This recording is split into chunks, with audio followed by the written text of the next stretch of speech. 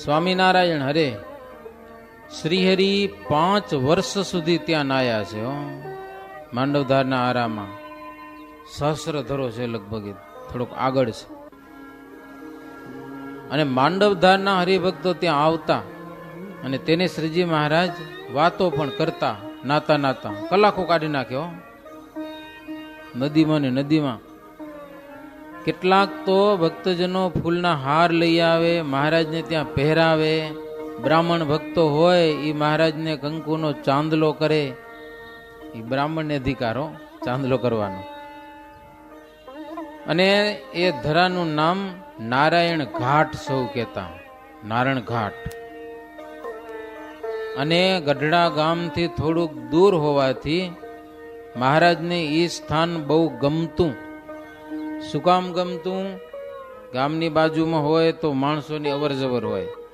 જ્યારે થોડેક દૂર એટલે એકાંતનું સ્થાન, બીજું કોઈ કાંઈ નહીં, અને ચોખ્ખું વાતાવરણ. ગઢાડી બાજુ નહીં, તમે આથમણી બાજુ માંડવધાર સહસ્ર ધરો તમે આગળ, પણ નારાયણ ધરો છે ને એ તો હા છિદ્રો, બસ એ નારાયણ ધરાની વાત છે. માંડવધાર અને ગઢડાની વચ્ચે ક્યાંક આવે છે. માંડવધાર ને ગઢડાની વચ્ચે નારાયણ ધરો. નારાયણ સહસ્ર ધરો સમય માંડવધાર થી આગળ છેટો હોય. પણ આ વાત છે નારાયણ ધરાની, નારાયણ ઘાટ. આમાં લખ્યું જો, પૂરના સમીપમાં ઘાટ ઉપર પૂરની સ્ત્રીઓનો પગ ફેર હોય, પણ દૂર કાંઈ ન હોય. મહારાજ ત્યાં નાતા. નાઈને શ્રીજી મહારાજ પાછા ફર્યા ત્યાંથી. ગાડા ઉપર બેઠા મુક્તાનંદ સ્વામીને, અને પોતે ગાડું હાંકવા લાગ્યા. બળદ ગાડું. રસ્તો સારો હોય ને દોડાવ્યો મહારાજ છૂટ, અને ખાડાવાળો હોય ને તો થોડુંક ધીમે ધીમે હાંકે. મહારાજ અને સંતો ભક્તજનો નાહીને જાય પછી સ્ત્રીઓ ધરામાં નાવા આવે. પ્રસાદીનો જાણીને સ્ત્રીઓ પછી આવતા. શ્રીજી મહારાજ નાહીને ત્યાંથી નીકળ્યા છે, ગઢપુરની પાદરમાં પહોંચ્યા છે. જીવા ખાચર પરિવાર સહિત સામા આવ્યા. આખો પરિવારને લઈને, 2 છોકરા વગેરે બધા. અને મહારાજને પગે લાગ્યા. મહારાજ કે તમારે આટલું બધું સામું આવવું ઈ આમ બરાબર ન કહેવાય, જરૂર નહીં કાંઈ, કારણ કે અમારે તો દરરોજ નાવા જવું, તમારે દરરોજ સામે આવું. તમને કેમ લાગે? દરરોજ મહારાજ કે દરરોજ આવવાની શું જરૂર? કે લ્યો પાછા તમે મોટા માણસ કહેવાઓ એટલે અમને આ ઠીક નથી લાગતું. મહારાજ જીવા ખાચરને કે દરરોજ આવવાની જરૂર નહીં, એમ નિત્ય સામે આવવાની. જીવા ખાચર કે મહારાજ તમારી મોટપ સામું જોઈએ ને તો ત્યાં સૂર્ય આગળ પતંગિયા જેવા ન કહેવાય. અમે લ્યો તમારી સામે આવીએ તો શું વાંધો? એમ મહિમા ખરો. પાછો જીવા ખાચર ને મહિમા ખરો. જીવા ખાચર કે મહારાજ તમે ગમે તેમ કયો, ઘોડા ઉપર તમને ઘણી વખત જોયા છે, પણ ગાડું હાંકતા તો આજે દર્શન થયા, બાકી કોઈ દી દર્શન નથી થયા. હા, એ અમે આવ્યા દર્શન થયા, નહીં તો આવા દર્શન કીધી થાય? મહારાજ મને જોવું તું તમને કેવું ગાડું હાંકતા આવડે છે કે લ્યો ઈ જોવા માટે આવ્યા છીએ. તમે શીખ્યા કોની પાસે? ગાડા હાંકતા. લ્યો મહારાજને કે જીવો ખાચર ગાડી કો ચલવત સુંદર રીતા, यह कला तुम्ही किहाँ सीखीता, गाड़ी चलवत रहाए भारी, आज देखे आए सुखकारी, गाड़ी को चलवत सुंदर રીતા. મહારાજ ગાડી બહુ સરસ ચલાવો છો તમે. આ ગાડું હો, કોઈ દી આવા દર્શન થયા નતા. કોઈ કે અમને કીધું મહારાજ ગાડું હાકે છે, અમને મનાણું નહીં, એટલે જોવા માટે આવે છે. મહારાજ જોવા માટે આવે. તમે ગાડું હાકો કારણ કે તમારે જેવો મોટો કોઈ ન કહેવાય. મોટો માણસ હોય કે ગાડું ના હાકી તો બેહે, બીજા હાકે. મહારાજ કે મુક્તાનંદ સ્વામી ક્યાં નાના છે, એને અમે બેહાર્યા ગાડામાં, તમે ગાડું હાકી છે. જીવો ખાચર કે મહારાજ અર્જુનનો રથ તમે હાકેલો, હા ઈ યાદ કરી લ્યો. ભગવાન છે એ ભગતના કામ કરે લ્યો. મહારાજ ને કે અર્જુનનો રથ હાકેલો તે દુના હજી ભૂલ્યા નથી કે હાંકતા. ભક્તના હિતને માટે આપણા બધા ચરિત્રો છે અને પ્રભુ બધા કલ્યાણકારી છે. મહારાજ વાજતે ગાજતે પૂરમાં પધાર્યા છે. જીવા ખાચર કે મહારાજ એક વિનંતી છે, અમારા ભાઈના પુત્ર રામા ખાચર બીમાર છે, જોવા આવશો? બીમાર માણસને જોવા જવાય, શું એક રીતિ છે. માંદા છે, હાલો જોઈ આવીએ. લ્યો શું કે તમે શું કહો? હોસ્પિટલમાં છે. મલિયાવાનો હમણાં સુધરેલો શબ્દ છે, મૂળ કે જોવા જાય એને, આમાં ઈ છે શબ્દ. લ્યો જોવા જાવું છે, એમ કેવા છે, કેવી પરિસ્થિતિ છે. મળવા જતા હશો તો ઈ જ હોય ને, આમ તો કેમ છે એમ. રામો ખાચર તો ગમે તેમ હશે, જીવા ખાચર કે પણ પ્રભુ તમે પધારો અને તમારા દર્શન થઈ જાય ને અંત સમયે તો જીવના સદભાગ ઉઘડી જાય હો. મહારાજ કે હાલો. એટલે રામા ખાચરને મળવા માટે જીવા ખાચરના દરબારમાં શ્રીજી મહારાજ ગયા છે. એટલે રામાએ હાથ નમાવી વિનંતી કરી, પ્રભુ અમને છોડી દેશો નહીં, જીવમાં અપાર દોષ છે કે કઈ કર્યું હશે એને, હાલો ને જી હશે ઈ. જીવ તો અપાર દોષના ભર્યા છે પ્રભુ, એ દોષને મટાડનારા તમે છો. તમારા ચરિત્રમાં ભવ બ્રહ્માદિક પણ ઘણી વખત ભૂલી જાય છે અને વારે વારે આપ પ્રભુ માફ પણ કરો છો. જીવમાં દોષોનો પાર નથી એમ પ્રભુ તમારામાં સદગુણોનો પાર નથી, એટલે કૃપા કરજો. શ્રી હરિ રામા ખાચરને કહે, મનુષ્ય તન ધરીને ફરી ફરી ન મળે એવું દુર્લભ આ સત્સંગ છે. આ સત્સંગનો જેને યોગ થયો છે એના ભાગ્યનો કોઈ પાર આવે એમ નથી. જાણતા કે અજાણતા સત્સંગ કે સંત હરિભક્તોનો જો ભાવ આવશે ને એકવાર, અરે માથું નમાવશે કોઈ ભગવાનને, સાધુને, ઠાકોરજીને મંદિરમાં, કોટી કલ્પના યજ્ઞથી પણ વિશેષ એને ફળ મળશે. એવો આ સત્સંગનો મહિમા છે. ભગવાનનો મહિમા તો આકાશથી પણ વધારે છે, અધિક છે. એમ ઘણીક વાર વાતો કરીએ ને પછી મહારાજ ગાડા ઉપર બેસી ઉત્તમ રાજાના દરબારમાં આવ્યા. 4 મહિના સુધી પ્રભુ ગઢપુરમાં રોકાણા હતા. જન્માષ્ટમીનો ઉત્સવ પણ સારો કર્યો. એકવાર મહારાજ મુક્તાનંદ સ્વામી અને નિત્યાનંદ સ્વામીને પૂછ્યું કે સ્વામી, સત્સંગનું હિત કેમ થાય ઈ કયો, અમે એ પ્રમાણે કંઈક ઉપાય કરીએ. કે સત્સંગનું મૂળ કેટલીક વાતે કરીને છે અને જે ધર્મ આપણે પ્રવર્તાયો છે સદાય કેવી રીતે ચાલ્યો રહે એનો ઉપાય કહો, એ પ્રમાણે કરીએ.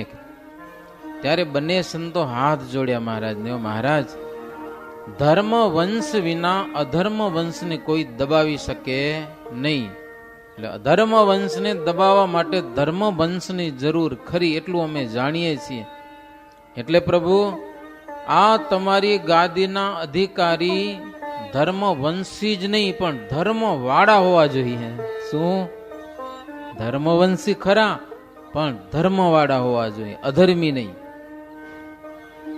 નિત્યાનંદ સ્વામી અને મુક્તાનંદ સ્વામીના વચન સાંભળીને મહારાજ કે, જો રામાનુજ પોતાની ગાદી ભાણેજને સોંપી અને વલ્ભાચાર્ય થઈ ગયા, એ પોતાની ગાદી પોતાના પુત્ર વિઠ્ઠલનાથજીને સોંપી. આવું છે.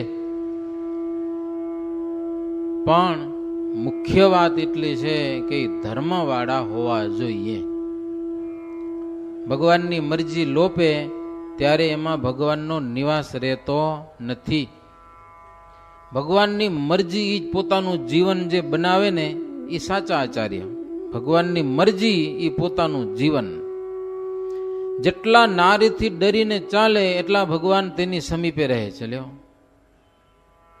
પરનારી સાથે બોલે નહીં, જુએ નહીં, છાની વાતું કહે કે કેવડાવે નહીં, એની સાથે ભગવાન સતત રહે છે.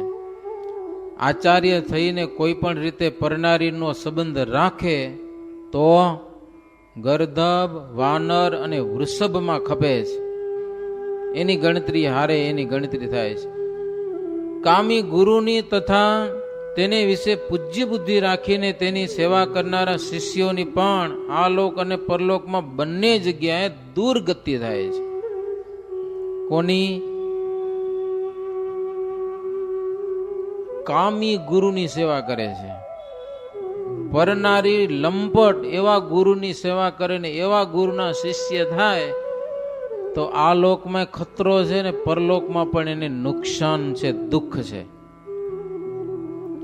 એટલે ધર્મવાળો હોય એ જ અમારી ગાદી ઉપર બેસવા યોગ્ય છે. અને એ પણ સંત અને હરિભક્તો બધા પ્રમાણ કરે ત્યારે જ એને અમારી ગાદી ઉપર બેસાડવો. જેને સંત કે હરિભક્તો પ્રમાણ ન કરે એવા અમારા વંશના હોય તો પણ ક્યારે ગાદી ઉપર બેસાડવા યોગ્ય નથી. આ મહારાજને પોતે પોતાના સંબંધીમાં હેત કે પ્રીત કે સ્વાર્થ નથી, એના શબ્દો છે. ધર્મને સાચવવો એ શ્રીજી મહારાજને પ્રધાન છે.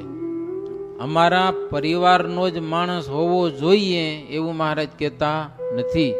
એનો અર્થ એવો નથી કે ધર્મવંશી સિવાયના બીજા બિહારી દેવા, પણ શ્રીજી મહારાજનો આગ્રહ એ છે કે ધર્મવંશીમાં પણ ધર્મિષ્ઠ હોવો જોઈએ. બસ, ભલે અમારા પરિવારનો પણ ધર્મી ન હોય તો ગાદીને લાયક નથી. સભાની વચ્ચે સંત હરિભક્તો જેનું પ્રમાણ કર્યું એવા અમારા નાના ભાઈ ઈચ્છારામ કે જેઓ શાંત સ્વભાવ વાળા છે. ઈચ્છારામનો સ્વભાવ શાંત. એ તો આખો ગ્રંથ વાંચો તો ખબર પડે. બે ભાઈ પહેલા વહેલા મહારાજને મળવા આવ્યા હતા, ઈચ્છારામભાઈ ને રામ પ્રતાપજી. ભેળા ભેળા આવતા હતા. ઈચ્છારામ અને રામ પ્રતાપ માથાકૂટ વારે વારે થાય. રામ પ્રતાપ આકરા બહુ અને ઈચ્છારામ હાવ ટાઢા, કાંઈ બોલે નહીં. એટલે ઓલા વઢી લે, અમથા વઢી લે રામ પ્રતાપજી. એટલે મોટા ભાઈના કંટાળાથી ઈચ્છારામભાઈ પોતાના સાસરાને ગામ રહેવા હાલી ગયા હતા. લ્યો, છેટ આંબલિયા. અને રામ પ્રતાપજી સંધ્યાગીરી બાવાને ત્યાં રહેતા હતા. કંટાળાને કારણે એ આ ગ્રંથમાં જોવા મળે, આપણે બીજે ક્યાંય મળે નહીં. પછી બે સંતો ગયા હતા અને બહુ લાંબી કથા. પછી ભેગા કર્યા બે ભાઈઓને. પછી ત્યાંથી નીકળ્યા, બે હંપીને નીકળ્યા. સમજા? નીકળતા નીકળતા રામ પ્રતાપની એટલી તાણ નહીં મહારાજને મળવાની. જીજી તીર્થમ જાય ને ત્યાં 5 દિવસ રોકાઈ ગયા. અને ઈચ્છારામભાઈને તાણ બહુ થાય, જલ્દી જાઉં અને ભાઈને મળું. એમ કરતા કરતા મહિનો સુધી હાલ્યા. ઉજ્જૈન આવ્યા ને રામ પ્રતાપ કે 5 દિવસ રોકાવું. ઈચ્છારામ કે હવે દર્શન બધા થઈ ગયા, હવે રોકાઈને શું કરું? બોલ્યા કે યાત્રામાં કઈ આવી બીજી વાર? કે રામ પ્રતાપ. ઈચ્છારામ કે મારે જવું છે, રજા દ્યો. પછી બીજા કોઈક માણસો આવતા હતા અને રજા દીધી. એની સાથે પછી ઈચ્છારામભાઈ આવતા રહ્યા. વડોદરામાં હરિભક્તોને માન્યા. ત્યાંથી લોયામાં મહારાજ શાકોત્સવ કરતા હતા ને ત્યાં ઈચ્છારામભાઈ 5 દી વહેલા આવી ગયા. જોકે મહારાજ સ્વીકાર્યા એની. મોટા ભાઈને મુકામ મૂકીને શું કામ આવ્યા એમ મહારાજ થોડુંક વઢ્યા પણ ખરા. એક ચોટ તો મહારાજ કે અમારા નાના ભાઈને અમને ખબર જ નથી કે હતા કે નતા. કે લ્યો, મોટા ભાઈ એક હતા એ ખબર છે, નાના ભાઈને ખબર નથી. મહારાજ શાક પીરસતા હતા, ધ્યાન ન દીધું જરાય. પછી સભાથી બેઠા, વડોદરાથી હરિભક્તો ઘણા બધા આવ્યા હતા. કે મહારાજ આ તમારા નાના ભાઈ છે. મહારાજ કે અમને ખબર નથી. મહારાજ કે અમે પૂછીએ ને બધું સાચું નીકળે તો અમે માનીએ. મહારાજ કે તમારા ઘર કઈ દિશા સન્મુખ છે, ઘરની બાજુમાં ઝાડ કયું છે, બાજુમાં તળાવ કયું છે, મારે બધું પૂછ્યું. મહારાજ બધું સાચું થયું ને પછી કે તો અમારા ભાઈ હશે કે સમજ્યા કે નહીં? તો હશે કે. સભામાં આવી કસોટી કરી ઈચ્છારામભાઈની. પછી ઈચ્છારામભાઈ બધી વાત કરી મહારાજને કે મહારાજ હું મોટા ભાઈને એમને મૂકી નથી આવ્યો, એની સાથે સંતો પણ છે, હરિભક્તો પણ છે, પણ હવે એને મને તમારે એના રહી શકાતું નહોતું. અને એને હાવ કે 5 દિવસ રોકાવું હોય કે ઉજ્જૈનમાં. હવે દર્શન થઈ ગયા પછી શું, એટલા માટે આવ્યો. પછી મહારાજ માન્યા એને. અને પછી જ્યારે દ્વારિકાની યાત્રા કરવા જવું હતું, આવે મોટી કથા આવે એ પણ. ઈચ્છારામભાઈ મને કે મારે ક્યાંય જવાની જરૂર નથી, મહારાજના ચરણમાં મહારાજના દર્શન થયા એટલે બધું આવી ગયું કે લ્યો. અને ઈચ્છારામભાઈ ગયા નથી દ્વારિકાની યાત્રા કરવા, એ મહારાજની સાથે જ રહ્યા. રામ પ્રતાપની ગયા થોડાક જણા, અને પાછળથી પછી મહારાજે ઈચ્છારામભાઈને સગવડ બધી કરી દીધી હો જવા માટેની. તકલીફ હતી ખબર હતી એટલે ભેગા નહીં અલગ જાઓ, અલગ સગવડ કરી દીધી. અને એક વાત એવી આવી, ઈચ્છારામભાઈ 5 દી આવી વહેલા આવી ગયા પછી રામ પ્રતાપજી આવ્યા ને એટલે મહારાજ સ્વાગત કર્યું. કેટલાક હરિભક્તોને સંતો સામે ગયા ને એ વાજતે ગાજતે લઈ આવ્યા ને બધું. મહારાજની હારે આસન રાખ્યું હતું, બેહાર્યા, હાર તોરા બધું કર્યું. જમ્યા પછી બપોર પછી સભા ભરીને એમાં 2 ભાઈઓ માટે નીચે આસન રાખ્યા હતા અને મહારાજનું થોડુંક ઊંચે આસન હતું. તે રામ પ્રતાપજી મહારાજની સાથે બેવા માટે ચડવા ગયા ને ઈચ્છારામભાઈ પગ જાળી લીધો નીચેથી. એ કેટલી હિંમત કરી હશે કયો? ઈચ્છારામે રામ પ્રતાપને એક પગ ઊંચો કર્યો માથે ચડવા માટે, બીજો પગ નીચે જાળી લીધો 2 હાથેથી.